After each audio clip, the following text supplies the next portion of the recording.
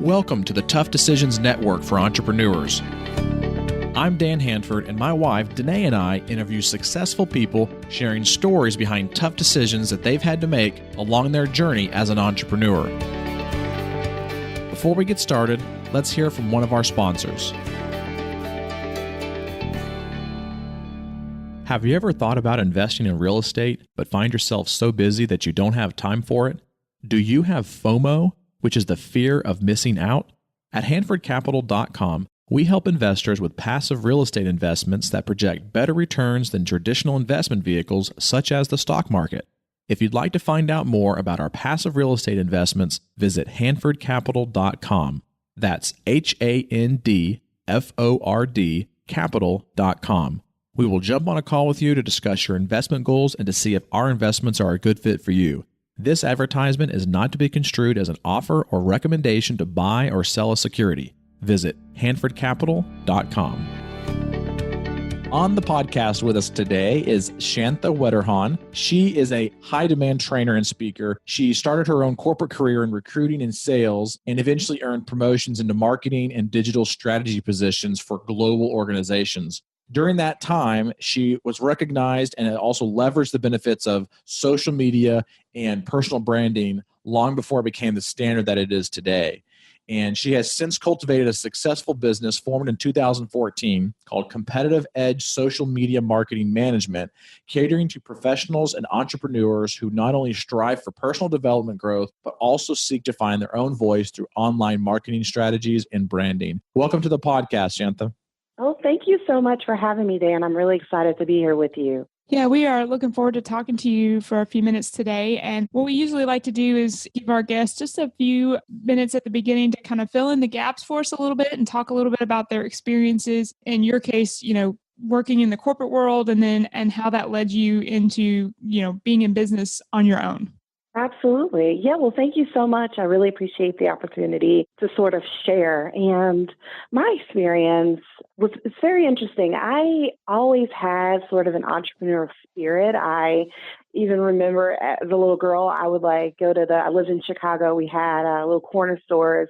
I walked down to the corner store and buy candy. And, my parents thought all the candy was for me, but it was actually to resell to my friends at school. So I always had a heart for entrepreneurship and really never felt totally whole and comfortable in corporate America. I did very well. I excelled very well, especially in the sales roles that I held. But I just always felt like there was something missing. And I also struggled to find my voice and to do the things I wanted to do working in corporate America. I usually, of course, had to do the things that people were paying me for. And so it wasn't until I landed a role with this global manufacturer that we produced chemicals for the global markets. And this was probably one of the best companies I've ever worked for. The company was encouraging. I had a manager at the time who knew, although I was in a sales and account management role, she knew I was a great writer. And she would actually have me blog for our department. And she would encourage me to take on more projects that were geared toward my talents. She really saw into more than just what my job role was. And those experiences, and I never really said no to a challenge, opened up an opportunity for me to join our global digital marketing team. And I sat on a board and I looked around at the table every week. We had weekly meetings, and the people that sat on this board were VPs, upper level management, and they were asking for my guidance and advice, especially when it came to marketing and writing and content. And so that opportunity opened doors for me. It led to me becoming a digital content strategist. Well, the first, they created a job for me based on my experience. And, a couple years in that job, I realized, I could literally do this on my own. I could do this for other people. So I started to take on projects outside of work. My first client was my kids' daycare. They really needed a website. They needed content. They had no positioning online, and so out of that, we kept getting referrals, and I decided to start my own business and leave corporate America back in 2014, and haven't looked back since.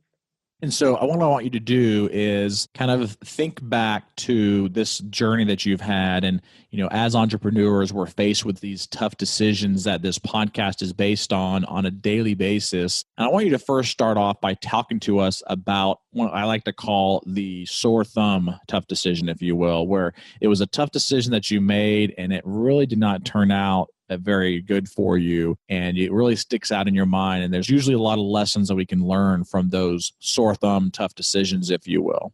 Yeah, my sore thumb tough decision, when I described my journey there, it sounded all like neatly tied up in a bow, but it was not that easy. My mom actually ended up passing away. I lost my mom pretty early in her life and my life.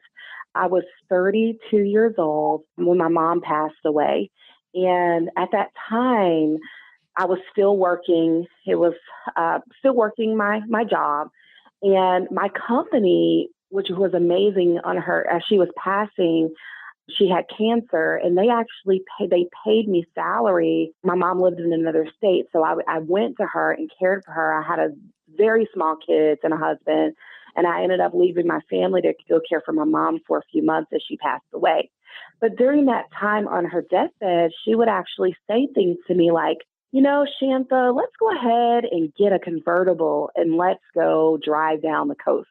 Or let's go to Mardi Gras, or let's plan this trip. And she didn't realize at this stage that she was dying. She really had not come to terms. And I looked at this woman who had given her life to everybody. She lived a life of service.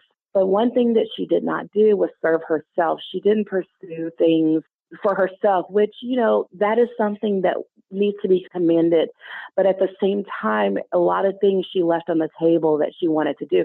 So as I watched her pass, I made a decision there that I could no longer live a life that if I died tomorrow, I would feel like it was unfinished or I didn't live a purpose that God gave me. And so that's why I made the final decision to leave corporate America. It was a very hard decision. I had always worked. My husband and I were used to having two incomes. In fact, he worked at the same company. He was in IT there. And I love I love seeing my husband. I love driving to work with him. That company I worked for was amazing. The environment was amazing. Having that consistent income was incredible. And when I left corporate America, it wasn't that way. It took me 2 years to really build a business that I saw a return on, and there was a part of me I found my identity in when it came to working that job and getting accolades, that sort of thing. And so that was not uprooting my career and changing the dynamics of my family. It was a hard decision, but today it has paid off tenfold. And what would you say are some lessons that you learned through that tough decision that our listeners can really kind of glean from? Number one, have courage. Even if you can't see the whole staircase right now, just take that first step. Have courage, move forward. And if there is an underlying theme in your life that's always showing itself, maybe in your heart, you should be doing something, but you don't have the courage, or so other people are looking at this goal or this dream you have and questioning your sanity for pursuing it. If it's not hurting yourself, if it's not out of God's will for your life, if it's not, out of a selfish pursuits, go for it. Have courage. I learned that. Number two, I learned to save. So before I left corporate America, for 6 months prior, I was saving, and I had a nest egg. And I also have the benefit of a supportive husband who supports me and helps me in every way. And that really helps. But if you don't have that, definitely save and prepare. And also constant, investing in yourself on a consistent basis. If that's, taking an extra class or reading another book or, getting an assistant to help you with your day-to-day processes. Don't be afraid to invest in yourself as well. And so I want you to, walk us through another decision that you had made. And because it sounds to me like that was a very positive outcome for you, because you really, you made that tough decision. It really had a very positive outcome for you, which is awesome, which is great. And that's a very good tip, that if you can't see the top of the staircase, still pursue that thing that you're trying to get to, and have that courage to continue to take those steps up that staircase. I think that's great. Can you talk to us about another tough decision that you made that maybe had a bad outcome? Well, recently, I would say a couple months ago, I actually had to let go of an assistant. And this assistant was absolutely amazing, smart, sharp, was there. And, I work with a lot of people virtually. I actually don't have any assistants that come into my office, but whenever I'm online, she was there and available. However, I saw some dishonesty in her time reporting, and I had to let her go. That was, she wouldn't fess up to it. There was no apology about it. There was no conviction for her. And she had really, I put a little bit too much trust in her. And this was something that she had been getting away with over time. And so I lost the money, was paying her for things that she wasn't doing, and for, time that she really wasn't working. And I had a negative outcome. The quality of the product, the end product that I was giving clients afterwards, after I lost her, it took me time to replace her. I still haven't found someone as good as she was. So now it's taken two people to do what one person could have done. And I questioned myself. I questioned whether or not I should go groveling back. Question whether or not I should have overlooked her dishonesty in this. And I also went through a mourning. I went through a mourning phase. It really hurt. This was somebody that I had built a relationship with, and I felt like she was family. We talked about other things aside from work. I really got to know her. And so that would be one I would say was sort of negative and still hurts today. I appreciate your transparency about that, because we have found that a lot of times the really, really hard decisions that we have to make do have something to do with the people that are in the business. And sometimes that's a hard balance to strike. You want to value honesty and integrity, and also your quality of your work, and all of those things go into play there. So, making those decisions is not sometimes just as simple as what's the bottom line, or, it would be easy if it was that cut and dry. I wanted to see if you could talk to us a little bit about the strategies that you use when you're facing a difficult decision. And it sounds like, just from our brief talk, that you've had some experience with some hard decisions. So what strategies do you use when you're facing a difficult decision? Well, the first strategy, and I don't know if I should be so proud to say this, is I defer to my husband. And the reason why I'm giggling is because, of course. And I know, he would do me no harm. He wants the best for me. He wants to make sure I'm happy and whole. But at the end of the day, I don't think he cares about my business as much as I do. And I think I get a little offended, when he does it. So, and then I'm also sort of questioning that decision, because he's in corporate America. He has no idea what it's like to start a business, run a business, and maintain a business. So a lot of the answers he gives me are coming from an employee standpoint. And I'm like, there's no way I could possibly do that. First of all, my ego's involved here because I'm running the show. So, but one thing about my husband, he does, faith is a big part of my life.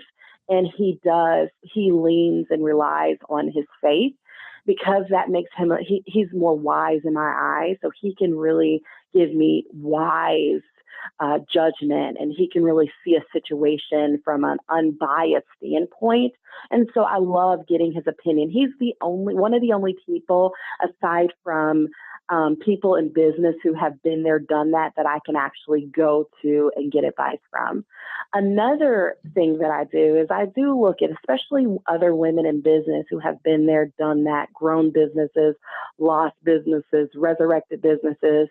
I go to them. So I have very few, 2 or 3 women in my life who I can lean on and who give me great advice, great input. And it's usually from the standpoint of, I can't tell you what to do, but I can tell you what I've done when I was in your situation. So that's something I do. And the third thing I do is definitely, and not in list of any order, because the first thing I do is talk to my husband, and he goes, well, have you prayed about it? And so I was like, darn it, no, I haven't. So that's, that praying for me, this is not, the same for everyone, but for me, seeking my faith, seeking the Lord, and, finding out what he wants me to do in every area of my life, including business. It helps. It's a subtle thing when you get the answer. It may be subtle, but you will get the answer. So those are the things that I do. One of the things I wanted to ask you about, a little bit more specifically on the business that you have, kind of pivoting just a little bit before we, ask our a few, wrap up questions, is what would you say is the top, maybe 2 or 3 tough decisions that you have to help a business make in your particular media agency to get them to understand how social media can impact their business? Okay, so one of the things one of the top things, the first thing I ask my clients before I even start working with them is, who is your target market? And you would be surprised how many people who have sustained 20-year businesses who can't even answer that question of, who is my audience? Who do I attract? Who am I crafting messaging and marketing material for? And I actually had to answer that question in my own business. I was all over the place. I was trying to cater to everybody. I had all kinds of clientele in my pipeline. And actually, I wasn't as successful. I wasn't making as much money as I am today. I wasn't as happy with my client base as I am today, because I was catering to everyone all over the place. I was stressed. I was stretched thin. I had the most headache clients because I wasn't really attracting the right people for my business.